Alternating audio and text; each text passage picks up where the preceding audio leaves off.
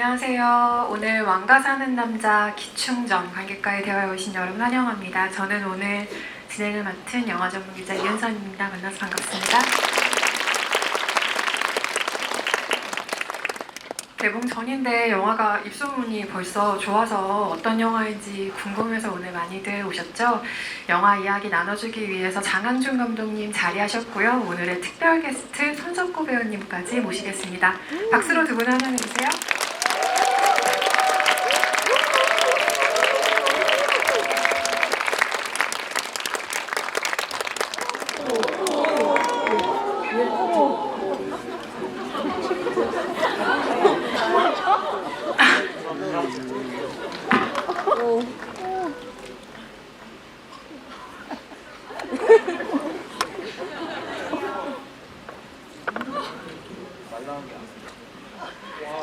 괜찮으시죠? 네.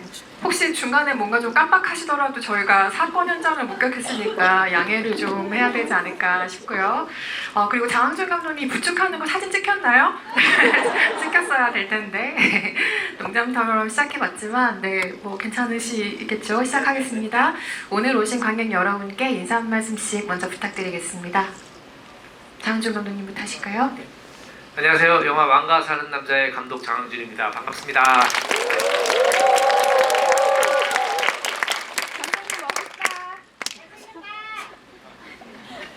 들을 때마다 기분 좋습니다. 네, 안녕하세요. 저는 왕가 사는 남자를 통해서 벌써 장항준 감독님과 두 번째 GV를 함께 하게 된 배우 손석구입니다. 반갑습니다. 정말 약간 조금 충격이 왔나 봐요. 원래도 말을 잘 못하는데 조금 더 안 되는 것 같아요. 이거 커피차 너무 진짜 사실 어찌 보면 그분들 중에 제가 손석구 씨랑 제일 안 친한 사람이에요. 굳이 이제 제가 제 사진을 써달라고 말씀드렸던 이유는 좀 과시하고 싶었달까요? 친분을 없는 친분을 그래서 그 사진을 제가 우리 굉장히 친한 척하고 찍은 사진을 써서 그래서 굉장히 좀 뭔가 제 스태프들한테 좀 의시됐던 그런 순간들이 기억이 납니다. 아마도 누군가에게 커피차를 보내달라는 멘트로 연예뉴스 기사가 나는 감독님은 우리나라의 장항준 감독님이 유일한 이 스타성을 정말 어쩌면 좋을지 모를 만한 지점이 있고요.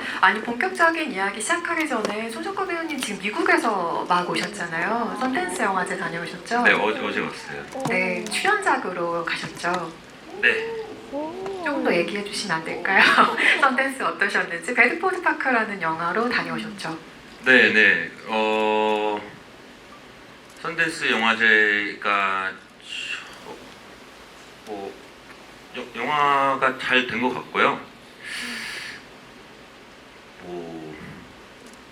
그렇습니다. 저희 충격이 많이 크셨나요? 네, 약간 시간을 벌어들이면 미국 인디 영화의 정말 보석 같은 작품들이 모이는 영화제가 선댄스 영화제고, 그래서 한국 배우들과 협업한 작품들이 매해는 아니어도 간간히 소개되기도 하는데요. 그렇게 소개된 영화 중에 한 편이 여러분 많이 좋아하시는 미나리라는 작품도 선댄스를 통해서 소개가 된 작품입니다. 곧 영화제가 개막을 마치고 폐막하는 걸로 알고 있는데 또 어떤 낭보가 들려올지 기대하고 있겠고요. 또 지금 쉬셔야 되는데 말씀을 또 걸어서 너무 죄송하지만 영화 보신 소감도 연이어서 말씀해 주셔야 되거든요. 같은 관에서 막 보신 걸로 알고 있는데요. 일단은 제가 평소에 좋아하고 되게 팬인 선배님 또 후배 배우분들이 많이 나오시더라고요. 정말 역시 감독님의 뭐라 그럴까, 캐스팅 능력, 캐스팅 소환에 좀 감탄하면서 봤어요. 처음부터 약간 정말 많은 유명하신 배우분들이 나와서 그런 연기를 보는 재미랄까? 그런 게 저는 굉장히 컸고, 그리고 역시나 저는 한 영화 안에서 좀 다양한 장르를 보는 재미가 있었던 영화 같아요. 당연히 이제 대한민국에서 다른 장르의 연기도 굉장하시지만 뭐 제가 감히 생각하건데 그런 어떤 굉장히 코믹한 연기의 대가이신 그 유해진 선배님의 그런 좀 코믹한 장르도 있고 액션적인 것도 있고 그리고 그 굉장히 드라마가 좀 마지막에 가서는 아마 많이 좀 눈물을 흘리신 관객 여러분들이 있으셨을 텐데 그런 좀 드라마적인 것도 강하고 해서 그 여러 가지 장르가 섞여 있는 그 영화여서 좀 만족도가 좀 굉장히 컸습니다. 장항준 감독님의 첫 사극 연출작입니다. 사실 관객들이 시대극, 사극 굉장히 좋아하시지만 연출자 입장에서는 여러 가지를 조율해야 하기에 참 까다로운 장르 중에 하나이긴 한데요. 그럼에도 연출자 입장에서 느끼는 사극의 묘미라는 것 이번 영화로 어떻게 경험하셨는지 궁금합니다. 그 사극은 정말 저 이제 사실 제가 사극을 하게 될 거라고 생각을 전혀 못했었는데 이게 그 만약에 계유정난 얘기면 안 했을 것 같아요. 세조가 단종의 왕위를 찬탈하는 데까지가 대부분 지금까지 만들었던 이야기들이잖아요. 그 이후의 단종 얘기라는 게 저한테 더 훨씬 더 와닿았던 것 같고 약간 느낌이 뭐냐면 실패한 정의의 뒷모습 같은 것들을 보여줄 수 있는 좀 다른 얘기를 할 수 있을 것 같다 라고 생각해서 이제 하게 됐는데 준비를 해야 될 것이 상당히 많더만요. 네, 그래서 약간 뭐 귀찮았다고 생각하면은 이상하지만은 많은 스태프들하고 진짜 일이 한 2.5배 정도 더 늘어나는 것 같아요. 네. 그리고 많이 생각하게 되고 공부를 많이 했어요. 그래서 공부를 많이 하고 이게 맞나 저게 맞나 이런 것들도 계속 고민하게 되고 한 시간씩 계속 고민하면서 찍었던 것 같습니다. 네. 아무래도 뭐 디테일한 고증 문제라든지 정말 여러 가지로 2배, 3배로 신경 쓰실 게 많았어야 하는 장르이기도 하죠.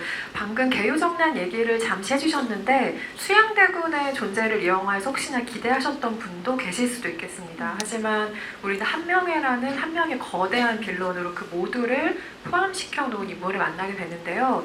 저는 그래도 끝까지 조금 기대하면서 보았던 것 같아요. 뭐 실루엣이라도 수양대군이 등장하지 않을까? 단종과의 관계에서 워낙 중요한 인물이기 때문에요. 그래서 예컨대 뭐 한명회와의 대화신이 짧게 등장하진 않을까? 뭐 이런 생각들을 해보기도 했는데 그 존재를 드러내지 않는 게 처음부터 일관된 선택이었는지 궁금하더라고요.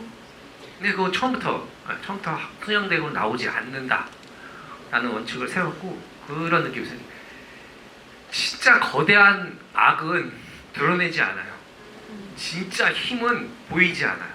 네, 진짜 힘은 보이지 않는데 그 물리적인 힘을 생사하는 것이 한명회. 한명회는 세조가 가진 어둠의 권력과 힘을 모두 포함한 대상이고 등장하지 않았던 가장 큰 또 이유 중에 하나는 수양대군이 등장하는 순간 그게 수양대군으로 보이는 게 아니고 배우로 보일 것 같은 거예요. 예를 들면 또 어떤 분한테 제가 카메오 출연을 부탁드렸을 거 아니에요. 이정재 씨나 해달라고 했을 거. 근데 그 순간에 몰입이 깨질 거라고 생각했어요.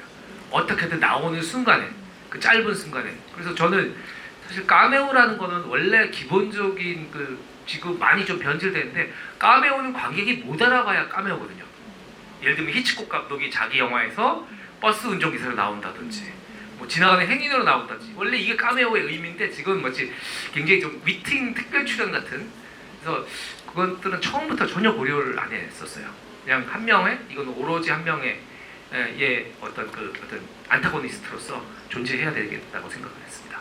네. 방금 히치콕 얘기해 주시니까 그의 영화에는 언제나 그 사람이 등장을 하죠. 마틴 스콜세이지도 가끔 카메라 뒤에서 서 있다가 본인이 출연하고 싶은 장면을 꼽아서 연기하는 경우도 있는데 장항준 감독님이 본인의 연출작에서 카메오로 등장하신다면 언젠가 어떤 모습일지 또 기대가 되는 답변이기도 합니다. 그때 한번 우리가 잘 찾아보기로 하고요. 손석구 배우는 언젠가 기회가 닿는다는 사극 출연을 꿈꾸세요? 왜냐하면 배우의 어떤 성향에 따라서 누군가에게는 전혀 좀 닿지 않는 장르일 수도 있다고 생각하거든요. 네, 저는 좀 닿지 않는 배우 같아요. 근데 뭐 한 번은 하지 않을까요? 네, 뭐 그러는데 뭐 언제 될지는 잘 모르겠지만 좀 그렇게 잘할 수 있을지 모르겠어요. 저게 그러니까 조금 더 상상력을 많이 발휘하지 않으면 내가 하나 그 다른 누가 하나 다르지 않을 수가 있는 장르가 좀 사극인 것 같아요. 그러다 보니까 그렇다고 좀 무리수를 뒀다가는 뭐 자칫 우리가 알고 있는 어떠한 그 사극의 범주가 있잖아요. 거기서 또 너무 벗어나도 안 될 것 같고 그냥 뭐 막연하게 상상을 해봤을 때 참 쉽지 않은 작업일 것 같아요. 그러면 이거는 정말 한 80%쯤은 그냥 농담으로 해보는 질문이기도 한데, 만약에 이 영화의 캐스팅 보드가 완전히 비어있다. 지금 시나리오만 나오고 캐스팅을 시작해야 되는 단계다. 그런데 손석구 배우는 무조건 한 역할을 맡겨야만 한다. 라고 한다면 장항준 감독님은 어떤 역할을 이 영화에 제안하고 싶으세요? 일단 이용이는 아닐 테고요. 예, 매화도 나이에서 안 되나요? 예, 그래서 제가 만약에 그 배우님께 제안을 드리면 이게 사실 악인을 그리는 게 배우로서는 되게 흥미로운 지점에 있다고 생각을 해요. 그러니까 어떤 악인을 탄생시킬 것이냐, 어떤 고정관념을 내가 그걸 뒤집어 엎고 새로운 인물을 창조할 것이냐라는 것들을 봤을 때 지금 이번에 했던 한 명에는 유지태적 한 명이에요. 네, 유지태 씨가 해석한 유지태적 한 명인데 손석구 씨가 했으면 또 손석구적 한 명애가 나왔을 거라고 생각을 해요. 금성대군 같은 경우에는 사실은 그렇게 재밌는 역할은 아니잖아요. 너무 정의롭고. 근데 또 손석구 자세히 보면은 선한 뒤에 이상입니다. 자세히 봐야만 알 수 있는 어떤 답변인 것 같지만, 네, 저는 한 명에도 지금 얘기해 주셔서 상상을 해보고 있었는데 또 파격적으로 막도개비 같은 역할을 또 손석구 배우가 해주신다면 얼마나 또 새로운 사랑스러운 모습의 캐릭터가 탄생할까, 좀 익살스러운 모습도 한번 사극에서 보면 재밌겠다 라는 상상을 머릿속으로 하고 있었습니다. 배우들은 내가 출연하지 않은 작품을 볼 때 다른 배우의 어떤 점을 눈여겨서 볼까요? 손석구 배우에게 그 지점 여쭤보고 싶고요. 왜냐하면 같은 직업군이기 때문에 오히려 배우는 의식하려 하지 않을 수도 있다는 상상을 좀 해보게 됩니다. 그럼에도 눈이 가는 경우가 있을 텐데요. 어떤 경우일까요? 뭐 참고로 저는 뭐 한다면 그 토끼를 잘 잡던 좀 찍고 싶어요. 그리고 제가 달리기가 좀 빠르거든요. 싶어서. 그리고 그 이용이를 연기하신 그 박지훈님이 저는 좀 보면서 좀 연기를 잘한다는 생각을 많이 하면서 봤는데, 아까 제가 말씀드렸던 그런, 그러니까 너무 적절히 자기의 색깔이 좀 잘 들어간 그런 좀 연기였던 것 같아요. 네.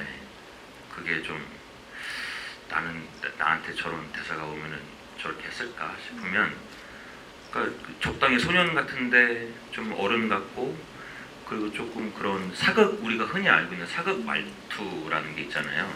그것도 뭐 우리가 좀 익숙한 그 범주 안에서 좀 되게 진짜 옛날 사람이 말하면 이제 저럴 것 같아. 처음에 목소리부터 이렇게 등장할 때, 그러니까 처음에 이제 유배를 가서 방 안에 있고 모습을 드러내지 않잖아요. 그러면서 이렇게 뭐 목소리만 나올 때, 그럴 때 좀 저는 목소리가 참 좋다 그런 생각도 했었고, 그 질문이 그게 맞잖아요. 그렇죠. 네.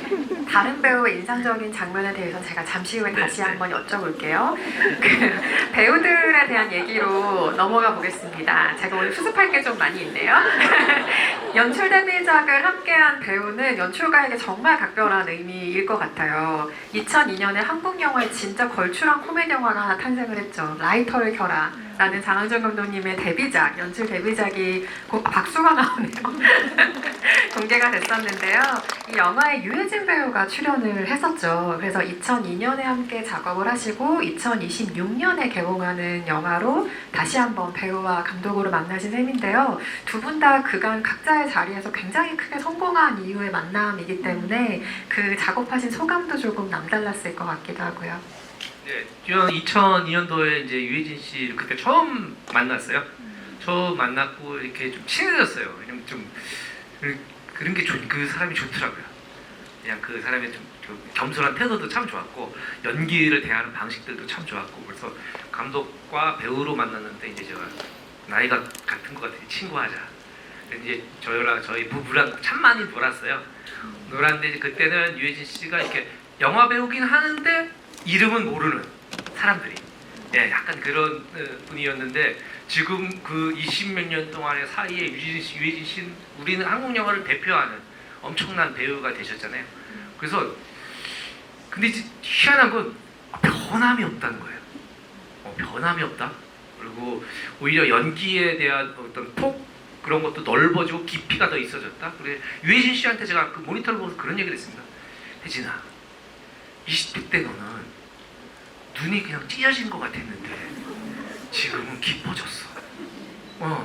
그게 주름의 효과인지 그게 나이가 들면서 자연스럽게 배우의 얼굴이 만들어진 건지 아니면 너의 삶의 켜켜이 얼굴에 쌓여진 건지 난 그건 모르겠는데 깊어졌어.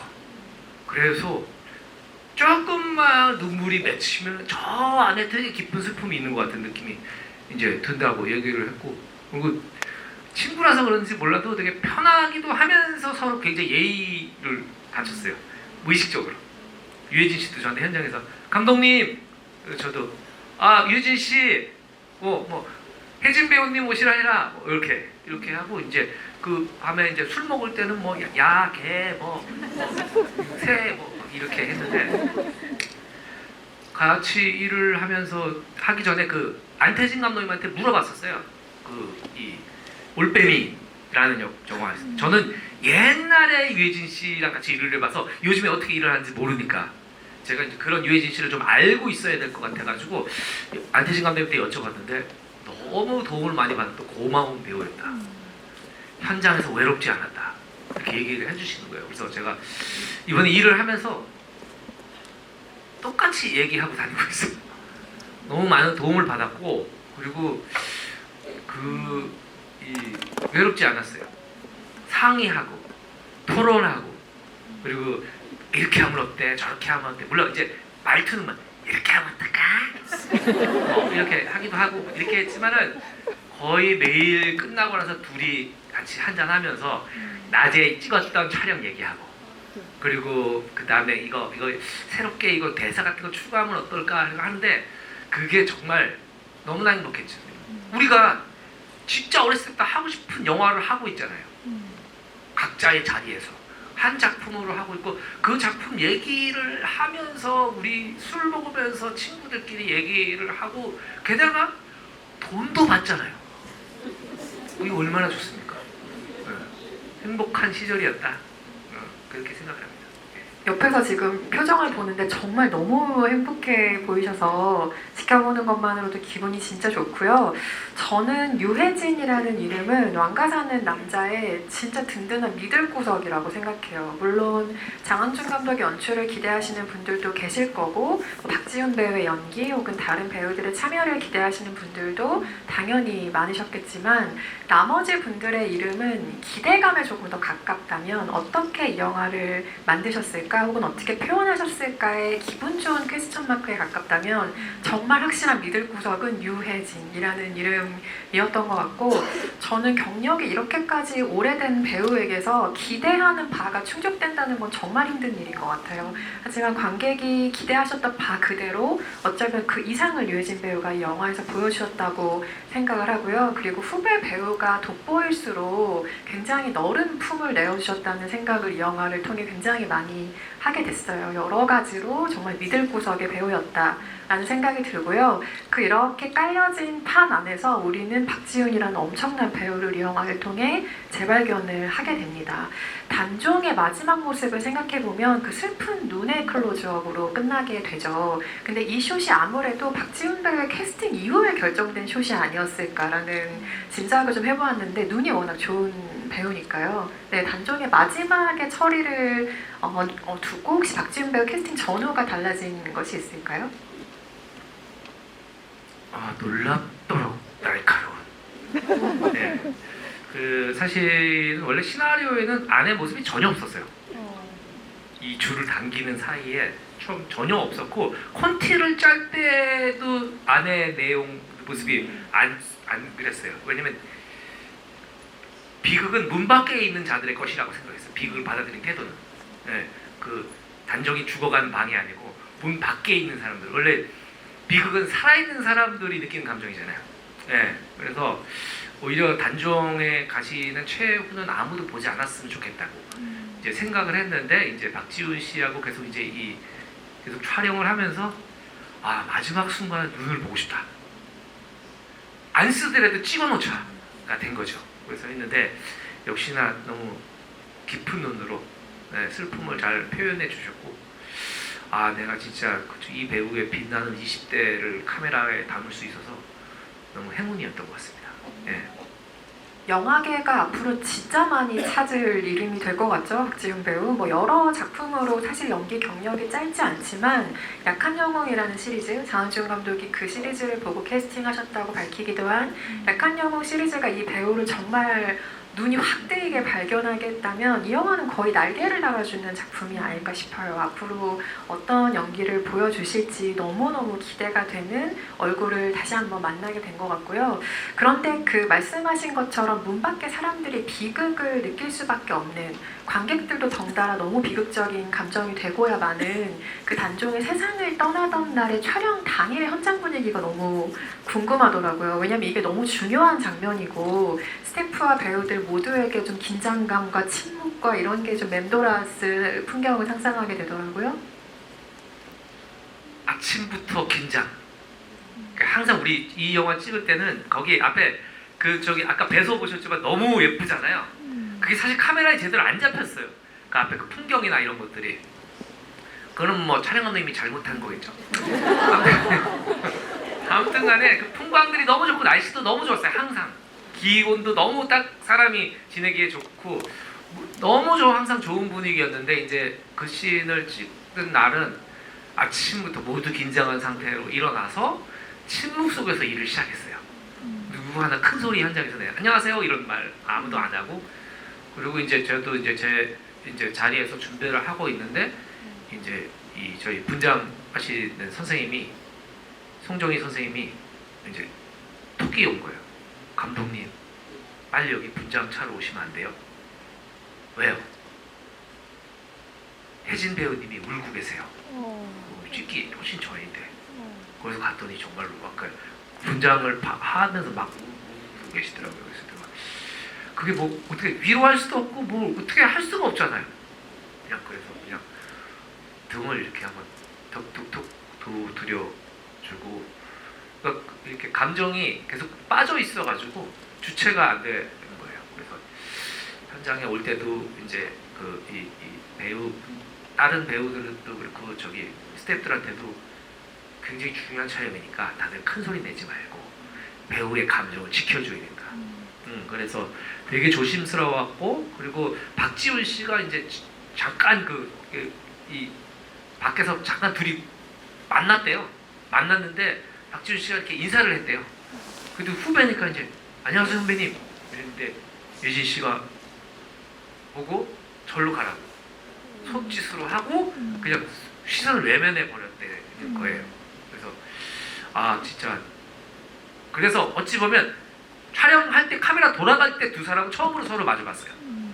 그 전까지 서로 마주보지를 않고 대사도 맞춰본 적이 없고 그냥 날것의 감정 그대로 가서 했는데 정말 두 분이 너무 좋은 연기를 보여주셔서 감사하다고 생각하고 진짜 아 이렇게 배우들 덕을 제대로 보는구나. 약간 날로 먹을 수 있어서 너무 좋았어요. 모니터를 보며 기쁨을 감출 수 없는 나 이런 모습을 한번 상상해보게 되고요. 아까 손석구 배우님, 박지훈 배우 얘기도 잠깐 해주셨지만 관객으로서 가장 인상적으로 남는 장면 혹은 동료 배우로서 감탄한 장면 이 두 개가 일치하는지도 궁금해요. 각각 다른 장면일 수도 있다고 생각하거든요. 제가 감탄한 장면과 재밌게 본 장면이요? 그렇죠. 근데 배우로서, 관객으로서 이게 동일한가요? 그런 것 같아요. 네. 저는 사실은 역시나 마지막인 것 같은데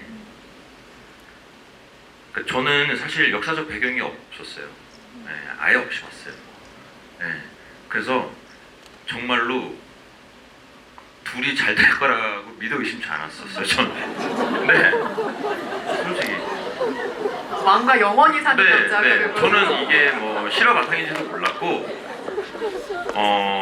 그리고 그냥 그러니까 왕이 그렇게 됐지만 뭐 다시 왕으로 돌아갈 수는 없겠지만 그래도 뭔가 둘이 합심해서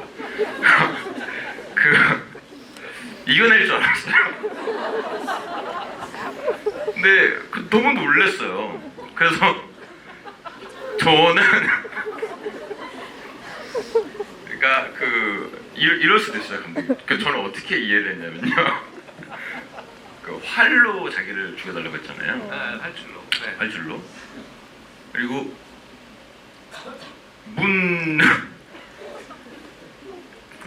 사실은 저렇게 했지만 어딘가에 딴 데 가면 어떤 굴 속에 들어가면 둘이 만날 거야. 뭐 이런 그 희망을 계속 품었는데 마지막에 이렇게 나오면서 진짜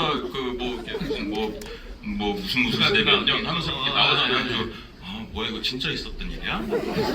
그러면서 이제 했는데 그러니까 더 슬펐어요. 진짜 죽은 거야? 그치요. 네. 뒤를 아예 모르시니까. 네. 와. 그리고 너무 이제 코믹하게 시작을 했기 때문에 네. 또 그게 나름의 반전이었던 것 같아요. 제가 아까 전에 여러 장르가 있다고 네, 하는 네, 게 네, 네. 그렇게 하다 보니까 마지막에 이제 유해진 선배님이 그 슬퍼하는 모습들이 저는 이렇게 보면서 가끔 그런 감정적인 네. 연기 같은 것도 말씀을 하셨지만 네, 네. 그거 진짜 쉽지 않아요. 그런 게. 그렇죠. 네, 근데 그리고 사실은 저는 유해진 선배님처럼 오래 연기를 한 거는 당연히 아니지만 어느 정도 하다 보면 솔직히 그게 더 안 되는 것 같아요. 그러니까 패기 있던 신인 시절보다 더 그 감정 연기를 쉽게 포기하게 되는 것 같아요. 왜냐면은 그 편집의 기술이라든지 촬영의 기술에 내가 10분 도움을 받을 수 있다는 거를 어느 정도 눈치채고 나서부터는 그렇게까지 안 해도 되지 뭐 이렇게 할 수가 있거든요. 근데 거기에서 정말로 그러니까 온 힘을 다해서 연기하신다는 게 저는 배우로서도 그렇고 관객으로서 그러니까 배우로서는 감동이었고 관객으로서는 충격이었고 그렇습니다. 네. 혼자 스릴러를 보신 줄 계속 쪼이면서. 진짜 아니 지금 여러 가지로 혼란스러우시게 시차 적응도 안 됐지 지금 영화도 충격적이지 올라오면서 머리도 다쳤지. 시차 적응도 여러분 좀 있어요. 그것도 좀 감안해 주시기 바랍니다. 제가 만약에 시차가 아니었으면 맞다 중학교 때 좀 배웠던 것 같아 이렇게 했을 수 있는데 네, 그렇습니다. 믿습니다. 그리고 혹시 관객석에 나는 손석구 배우랑 똑같이 생각했다 있을 수 있거든요. 혹시 계세요? 아 손을 드신 분들이 계시네요. 네. 외롭지 않게 네, 소수의견이 아니었다는. 네. 이게 진짜 스포일러네요. 그러네요. 감정 죽는 게. 네, 의도하지 않은 스포일러가 돼버렸는데 아니 그럼 연이어서 이렇게 한번 질문 드려볼게요. 어몽도와 단종의 그 관계성을 어떻게 보셨는지 궁금한 게 누군가는 좀 애틋한 부자 관계, 그러니까 유사 부자 관계처럼 보이기도 하고 너무나 어린 나이에 아버지를 잃었던 소년이기도 하니까요. 느슨한 의미에서 이게 또 브로맨스의 관계처럼 보이기도 하잖아요. 어떤 관계성으로 읽으셨어요?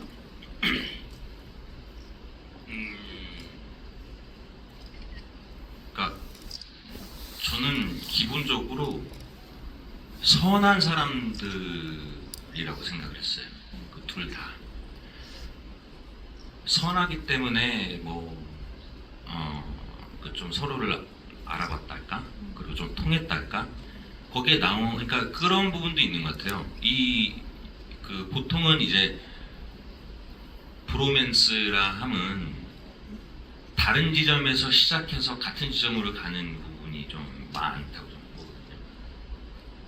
그래서 실제로 저는 보면서 아까 전에는 우스갯소리로 토끼 잡는 네, 용이라고 얘기했었지만 저는 사실은 제가 이거 보면서 저는 하고 싶었던 캐릭터는 그 성함이 뭐였었죠?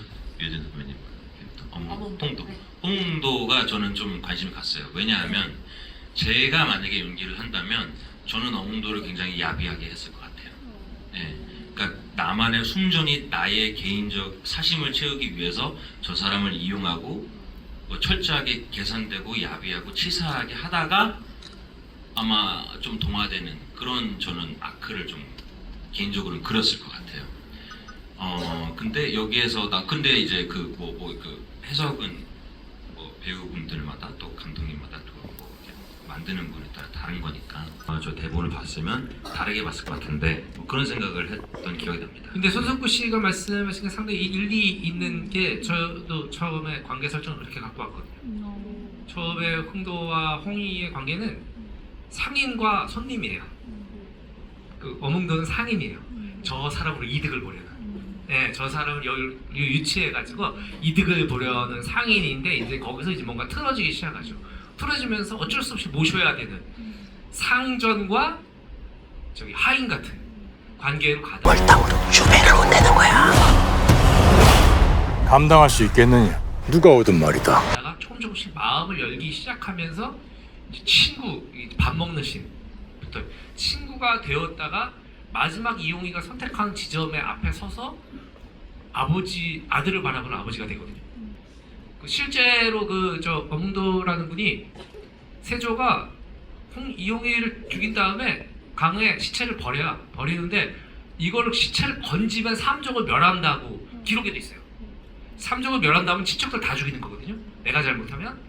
그런데 어떤 대단한 장수, 어떤 대단한 충신도 그 시체를 못 건드렸어요. 그래서 상당히 오랜 기간 동강에 떠다녔어요. 부패하면서 그 썩은 시체를 목숨을 걸고 가서 건져서 장사를 치른 사람이거든요. 부모만 할 수 있다. 네, 이거는 부모만이 할 수 있다. 라고 생각해서 그 관계성의 부자는 최후의 상황이 아니었을까. 그런데 아까 말씀하신 그거 맞아요. 그 상인 같은 내 이득을 취해야 되니까. 예. 그런 부분도 충분히 있죠.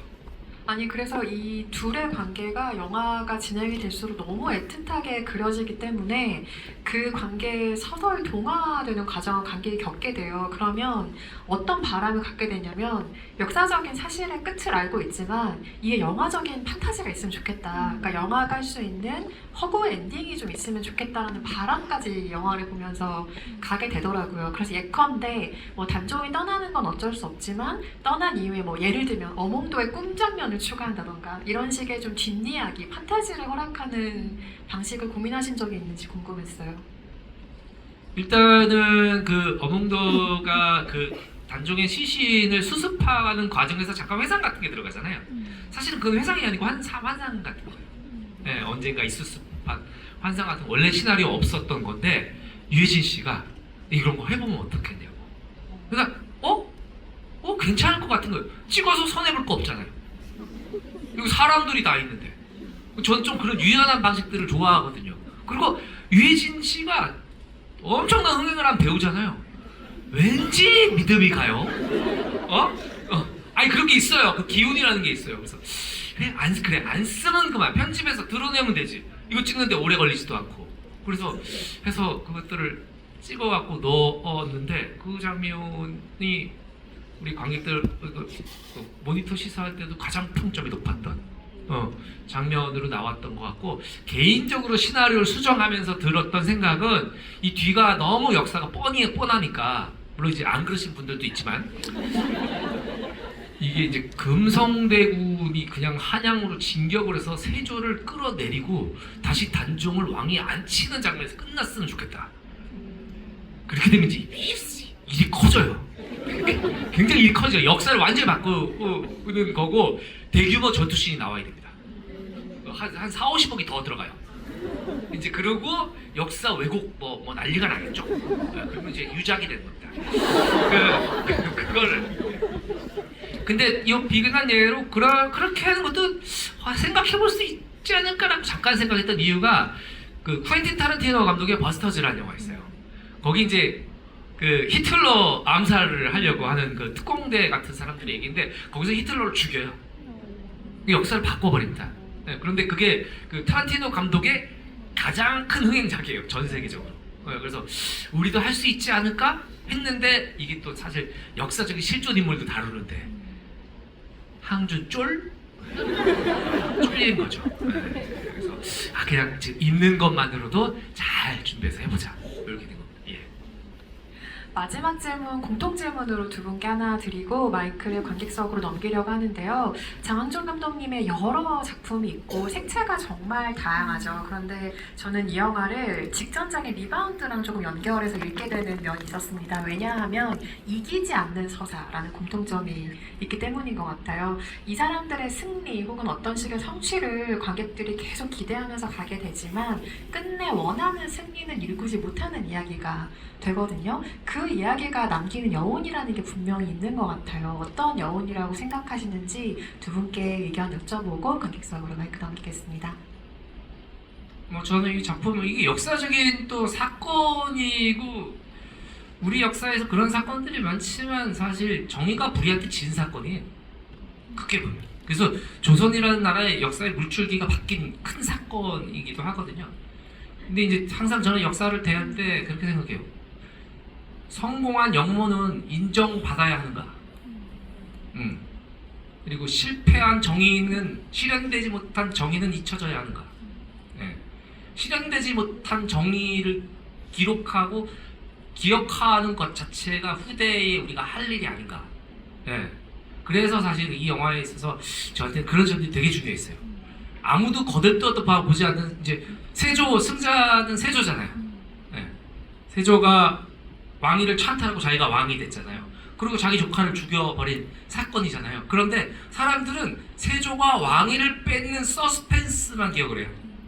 스릴과 서스펜스 그리고 폭력성만 기억을 하고 그 뒤에 단종이 어떤 마음가짐을 가지고 귀향을 갖고 거기서 어떤 최후를 맞이했는데 인간 이홍리에 대한 시선이 빠져 있어요.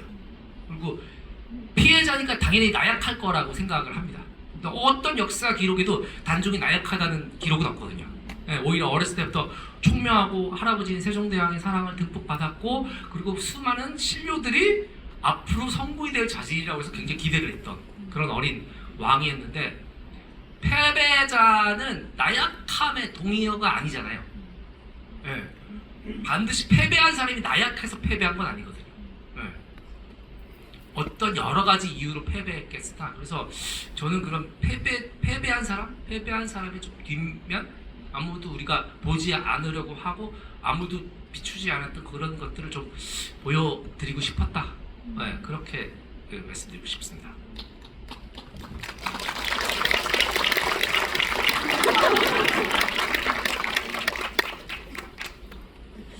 저는 흡사 EBS나 그 JTBC에서 하는 그 역사 강의를 바로 옆에서 직관하는 것 같은 느낌이었어요.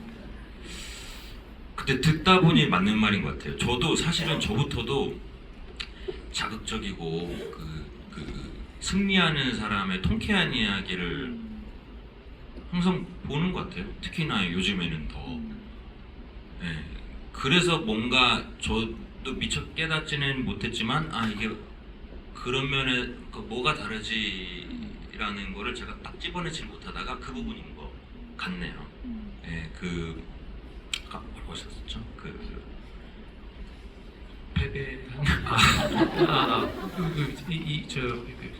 실현되지 못한 정의는 잊혀져야 하는가? 잊혀져야 하는가? 네. 그게 그런 영화들이 좀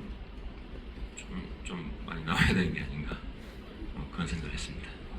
근데 생각해보면 손석구 배우의 출연작 중에서도 그런 게 있죠. 전 지금 머릿속에 댓글 부대가 싹 스치고 지나갔는데 그것도 무언가의 성공의 성취의 이야기는 아니니까요. 그래서 그때 손석구 배우의 얼굴 클로즈업 장면이 지금 싹 스치고 지나가는 경험을 하기도 했습니다. 맞습니다.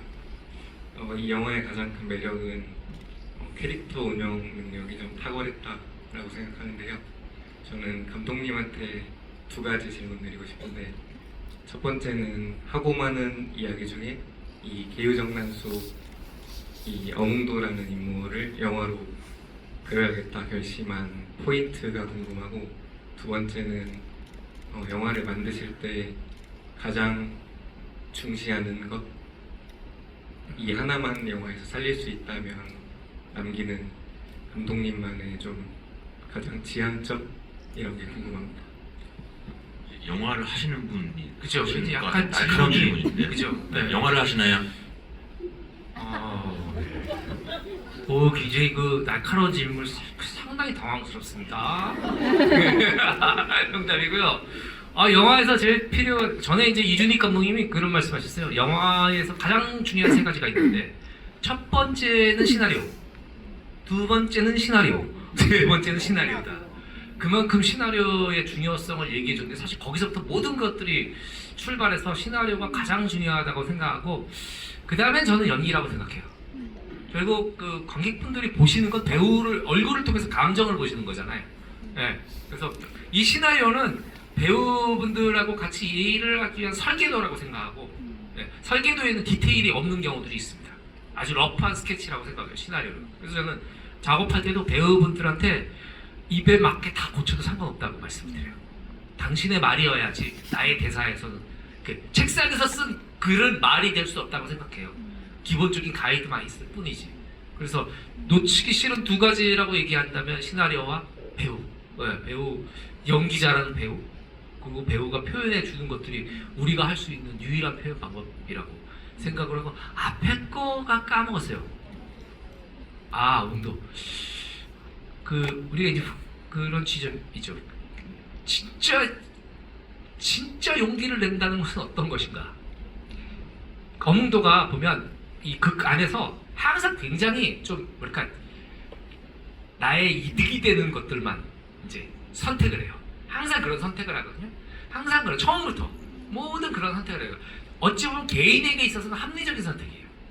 이 결정이 나한테 유리한가? 아닌가? 내가 손해봐야 되는가? 손해보면 안 되지. 그럼 나 이득을 봐야겠어?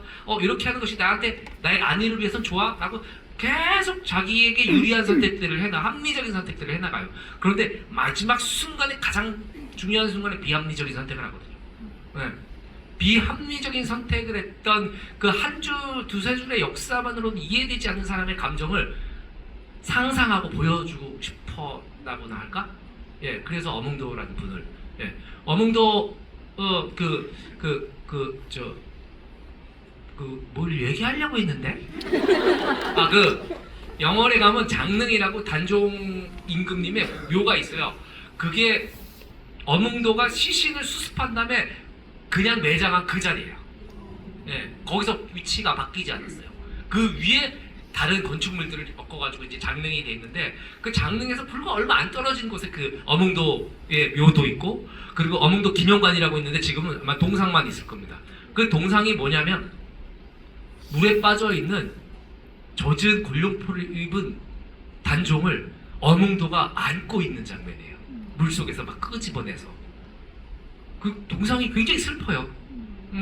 그래서 유해진 씨랑 이제 촬영하기 전에도 그걸 가면서 보면서 둘이 묘했죠. 이게 사실은 600년 전 사람이잖아요. 600년 전 사람을 연기해야 되는 사람과 600년 전의 이야기를 전체적으로 만들어야 되는 사람이 우리 누구도 이름도 모르는 그 동상을 만든 누군가에게 영감을 받은 거죠. 네, 그래서 이건 진짜 할 가치가 있다. 이 추모를 그 슬픈 애도를 대하는 우리 태도가 어몽도에게서 느껴지지 않을까. 그런 것들이 저한테 큰 끌림이 있었던 것 같습니다.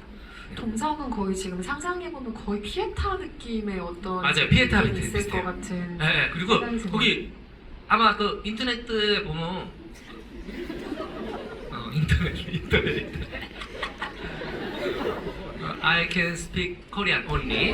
Yes, sure. Why not? 거기 사진에 어몽도 동상을 보면 너무 제가 드린 말씀 뭔지 알죠? 너무 슬퍼요.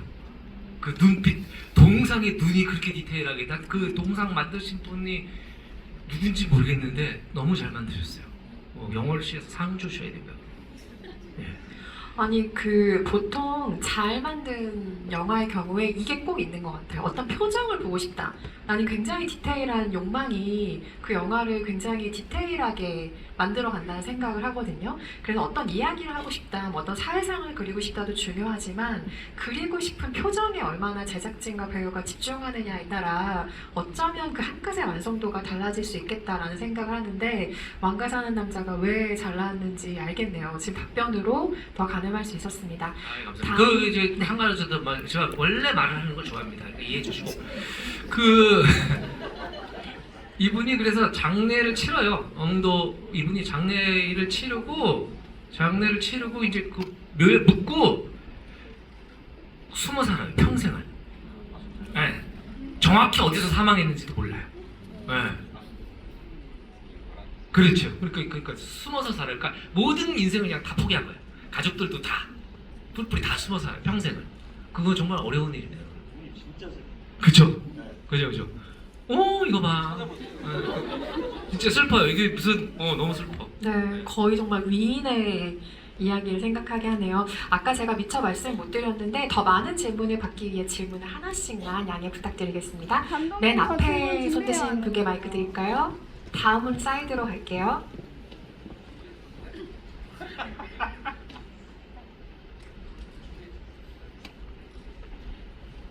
네, 감독님 영화 일단 잘 봤고요. 개인적으로 완급 조절이 아주 훌륭한 영화였다고 생각합니다. 웃기는 장면에서는 정말 크게 웃을 수 있고 울 수 있는 장면에서는 크게 울 수 있는 영화였었는데요. 손석구 배우님과 장항준 감독님 같은 경우에는 그런 어떠한 완급 조절을 가장 위에서부터 가장 밑에까지 끌어올리고 내리게 하는데 어떤 포인트를 신경 쓰시는지 궁금합니다. 각각 연출과 연기의 면에서 얘기해 주실 수 있겠네요. 생각지도 못한 그런 거 생각을 해봐야겠네요. 코미디 할 때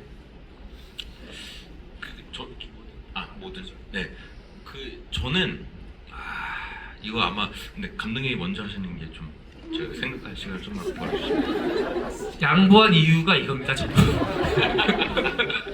아니 뭐 완급 조절 제가 그럼 먼저 아니, 저도 막 딱히 지금 너무 질문이 너무 생각지도 못한 적이어서 완급 조절이라는 건 저는 그거 같아요. 끊임없이 배우하고 얘기하고 어느 정도의 감정을 여기서 갖고 갈 것이냐 이 씬에서 또 어느 정도의 감정을 갖고 가시니까 사실은 다 머릿속으로 미리 계산을 해놓거든요. 계산을 해놓는데 이게 글은 무생물이잖아요. 대본은 무생물입니다. 근데 이제 그게 카메라도 무생물이에요. 그런데 이제 그걸 카메라 스위치를 누르고 카메라가 돌아가는 순간에 그 앞에 있는 배우는 생물이잖아요. 이 배우의 그 미묘한 표정 변화와 이런 것들이 약속돼 있어도 배우는 하면서 자기도 모르는 신세계를 경험할 때가 있거든요. 그러면 비로소 그 캐릭터가 생물이 돼요. 활자였던 것이. 그것들이 생물이 되는 순간에 통제가 안 돼서 나중에 영화를 망치는 경우도 상당히 많잖아요. 요 정도면 관객이 충분히 생각했을 거야 라고 우리끼리 막 오버해가지고 뒤에 감정이 안 붙거나 이런 것들이 많은데 그래서 좀 이번에 작업할 때도 좀 촘촘히 했던 것 같아요. 그래서 유해진 씨랑은 제 방에서 단둘이 시나리오 한 장씩 읽으면 넘기면서 같이 얘기했어요. 요 씬에는 기와가 어떻게 서 있을 거야? 얘기하고 정말이야? 이렇게 해가지고 하고 여기 카메라는 앵글이 이렇게 진행되고 어떤 배우가 어떤 옷을 입고 서 있을 거야. 뭐 이런 것들. 그리고 유해진 씨는 여기 감정은 대사 이렇게 바꿨으면 좋겠는데 너무 좋은데? 그래서 거기서 그 즉석에서 또 대사 바꾸고 그러면서 이제 전 씬을 다 그렇게 했어요. 그러니까 우리 머릿속에도 항상 이렇게 어느 정도 합의된 틀은 있었지만 그거 자체는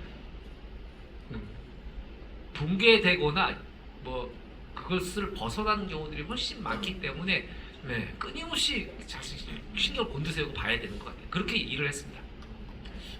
맞는 말씀이신 것 같아요. 완급 조절은 사실은 저는 개인적으로 제가 생각할 때는 제가 하지는 않고 좀 감독님이 이제 봐주시는 것 같고 저는 완급 조절보다는 제가 이제 배우로서 저 평소에 하는 건 그러니까 완급 조절은 저는 안 하는 것 같아요. 잘 안 하고 저는 아마 이제 특히나 뭐 2시간짜리 딱 영화다 하면 이렇게 그래프가 있을 거잖아요. 그거를 그리는 거보다는 이제 캐릭터를 잡는 게 저는 좀 중요한 것 같아요. 그러니까 뭐 A라는 캐릭터를 잡으면 뭐 이런 곡선을 그릴 수가 있겠죠. 근데 뭐 B라는 캐릭터는 전혀 반대일 수도 있는 거인데, 그러니까 일단 저는 좀 그런 거 생각 안 하고, 완급 조절 생각 안 하고, 일단 대본에 충실한 캐릭터를 한 명 설정을 하는데 오래 걸리는 것 같고, 그래서 그 캐릭터가 이제 누군지 알겠다 그러면은 그때부터는 이제 촬영장에는 그 캐릭터만 좀 가지고 가는 것 같아요. 그리고 나서 뭐 어디까지 얘가 갈지는 그날 좀 보는 거죠. 그런데 해보니까 뭐 이 정도인 것 같아. 근데 감독님은 뭐 이 정도야 혹은 요 정도야 이렇게 하면 요거 하나 해보고 요거 하나 해보고 뭐 그렇게 하는 것 같은데요. 네. 동료를 좀 믿어야 한다는 말로 두 분의 이야기가 들리기도 하네요. 네. 정말 죄송합니다. 마무리해야 될 시간이 돼서요. 끝인사 한 말씀씩 들려주시고 자리 마무리해야 될 것 같습니다. 손석구 배우님부터 인사 전해주실까요? 저는 오늘 영화도 재밌게 봤지만 또 진즉에 알고 있어야 할 우리의 역사를 배운 것 같아서 참 뿌듯한 시간이었고요.